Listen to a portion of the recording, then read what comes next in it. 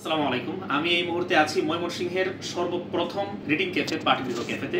উদ্বোধনের পর থেকে নিয়মিত পাটিগৃহ ক্যাফেতে আসলেও কখনোই পাটিগৃহকে নিয়ে কথা বলা হয়নি। আজকে আমি বলবো কেন আমি এখানে নিয়মিত আসি। মূলত এটি শুধুমাত্র একটি ক্যাফে নয়, এখানে বইয়ের সাথে কফির চুমুক দারুণভাবে জমে ওঠে এবং এখানে প্রত্যেকটি থরে থরে সাজানো আছে নানান রকমের বই। এখানে fiction, non fiction, self development book থেকে শুরু করে ধর্মীয় বই সহ নানা গবেষণা ধর্মী বিভিন্ন প্রবন্ধ এবং বইয়ের সমাহার রয়েছে। এখানে এসে যে কোনো ব্যক্তি যে কোনো বই পড়তে পারবেন, নিরিবিলিতে সময় কাটাতে পারবেন এবং ফুড অর্ডার করতে হবে, নট নেসেসারি দ্যাট আপনি আপনার মতো করে একটি কোয়ালিটি টাইম এখানে স্পেন্ড করতে পারবেন। পাটিগৃহ ক্যাফে আমার কাছে অনেক বেশি ভালো লাগার আরেকটি অন্যতম কারণ হচ্ছে এই পাটিগৃহ ক্যাফের প্রত্যেকটি কোণে লুকিয়ে থাকে এক একটি ছোট্ট ছোট গল্প। এখানে কেউ তার প্রিয়জনের সাথে সময় কাটায় কফিতে, বইয়ের সাথে।